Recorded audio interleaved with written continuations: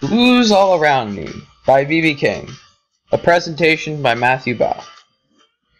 Riley B. King, more commonly known as B.B. King, was born on September the 16th of 1925 on Berkeley Plantation, close to Ida Bennett, Mississippi. His parents were poor sharecroppers, and at the age of 4 his parents separated, and he and his mother moved to Kilmichael, Mississippi.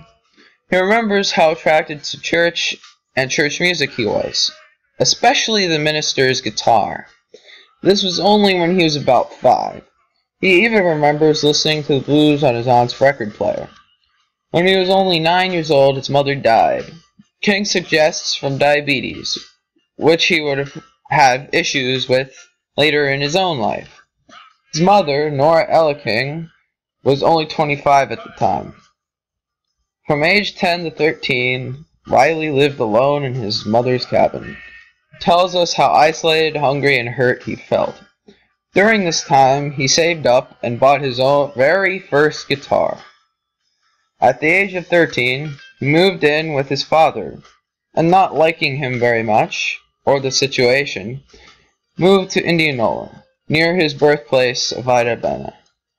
Riley worked as a sharecropper for a Jewish man named Mr. Johnson, who treated blacks very well, according to Riley.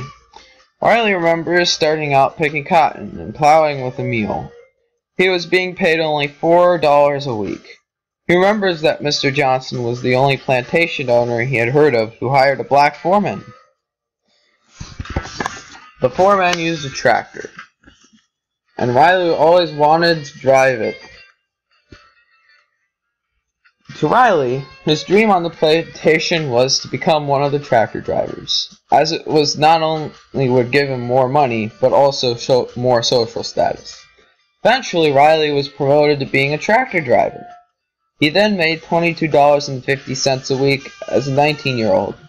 He remembers driving to town to date girls and play blues on the street for money. During this time, he married, but the relationship would falter as he got into the music business. In 1943, he enlisted in the Army.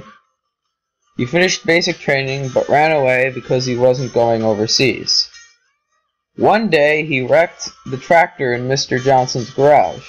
He left that night in fear, as any black man would during the Jim Crow era. He hitched a ride to Memphis, Tennessee to see his second cousin, Bucko White, who was coincidentally a professional blues musician himself. King had an eye-opening experience in the city. He felt belittled by the musical talent he heard on Beale Street. In Memphis, he talks about how much he loved radio host Arthur Godfrey, how he modeled after him.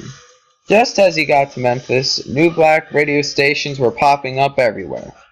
One day, he went up to one of the station program hosts and asked him if he could play on the station. After he played for the man, the host of the local station, WDIA, agreed to let him on. He started out by playing for only half an hour in the afternoon. He was asked to write and perform a jingle for a phony tonic called Pepticon. He later found out it was alcoholic. This ad got popular among the local community, and Riley started getting more and more airtime.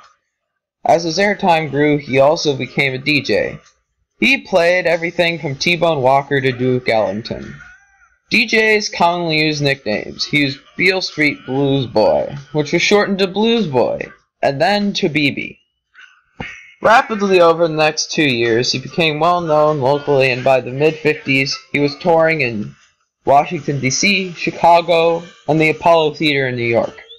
He said about the time period between 1950 and 52, "It was hard to believe, but soon I was making $1,000 a week.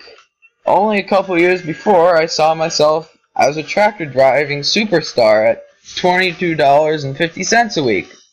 After his rise to fame in the mid-50s, he was in great company, such as the likes of Elvis Presley and Jerry Lee Lewis. By the end of the 50s, though, he saw himself slipping in between the cracks of rock, jazz, and soul.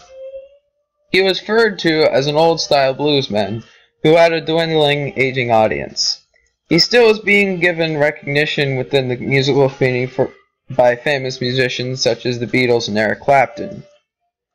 Unfortunately, even that couldn't help him much, as he faced his own problems with gambling and the IRS. In 1970, King finally found the man that would turn his career around. It was his new manager, Sid Seidenberg. B.B. King started playing at rock concerts and to a younger generation. Sid also set up a tour for King outside the U.S., in countries like Germany and Japan. Also during this time, King produced his most famous song, The Thrill Is Gone. This was the highest point of King's career, turned his financial situation complete around for the most part, and since toured extensively, sometimes 340 days a year. He has been a winner of countless Grammys and other awards. Up until his death, he still played as much as he could. This May, King died of complications of diabetes at the old age of 89.